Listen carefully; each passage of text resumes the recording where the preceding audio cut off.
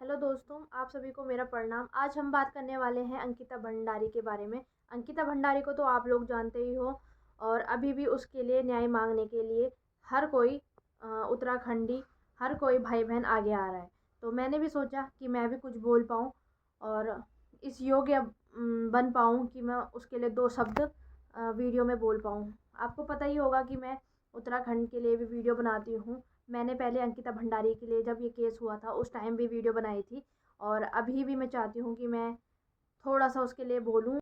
अब सरकार कहाँ चली गई? मेरे को लगता है सरकार कंबल लेके आराम से सो रही है खराटे मार के, है ना। ऐसी चीज़ों में सरकार आगे नहीं आएगी। अगर वोट मांगना होता तो सरकार घर घर पहुँचती, है ना।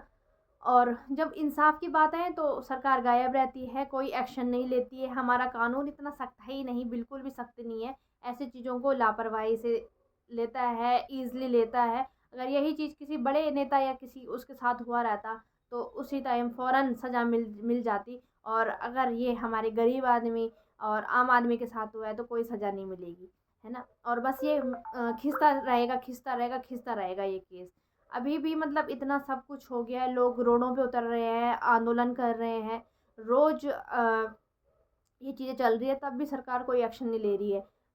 समझ नहीं आता है कि कानून बनाया क्यों गया है जब इंसाफ ही नहीं होना है। तो ये कानून बनाने का फ़ायदा क्या है? ये सरकार बनाने का फ़ायदा ही क्या है कि आम आदमी अपने को सेफ ही ना समझे, कोई लड़की अपने को सेफ ही ना समझे। अगर किसी के साथ ऐसा हो जाता है तो उसके दोषियों को सजा ही ना मिले। तो ऐसे कानून का करना क्या है? एक सिंपल सा हमारा कानून एक सिंपल सा डायलॉग मार देता है कि हमारे तो हाथ बंधे हुए हैं। ऊपर से हाई कोर्ट से अभी कोई ऑर्डर नहीं आया है। और मैं देख रही थी फ़ोन पे अभी जब हमारे उत्तराखंड में इतना सब चीज़ें हो रहा था, मतलब बाघ का डर आपको पता ही है कि कितना वहाँ पे बाघ लगे हुए थे, कितने भालू वहाँ पे अटैक कर रहे थे। तब भी हर कोई यही बोल रहा था कि हमारे जो भी सरकारी कर्मचारी हैं या फॉरेस्ट डिपार्टमेंट वाले हैं या पुलिस हैं या फिर जो भी हैं, सब यही कह रहे थे हमारे तो हाथ बंधे हुए हैं।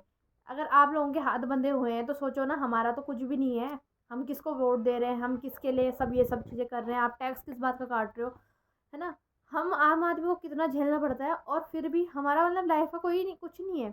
मतलब अगर हमारे साथ कुछ होता है ना तो कल हमारे को उसका भी वो नहीं है कि हाँ, कि हमारे को कभी इंसाफ मिलेगा या नहीं मिलेगा, उसका भी हमारी कोई गारंटी नहीं है। कि मतलब हम वहाँ भी भटकते ही रहेंगे।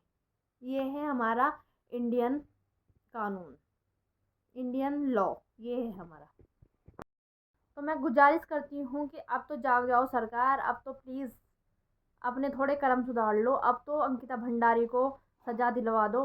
मोदी जी प्लीज़ आपसे हाथ जोड़ के रिक्वेस्ट है कि आप तो कुछ करो। आप तो यूँ बैठे मत रहो, आपने वादे करे हैं उनको निभाओ और जल्दी से जल्दी अंकिता भंडारी को इंसाफ दिलाओ। और ऐसे जो केसेस हो रहे हैं उनको भी देखो भाई,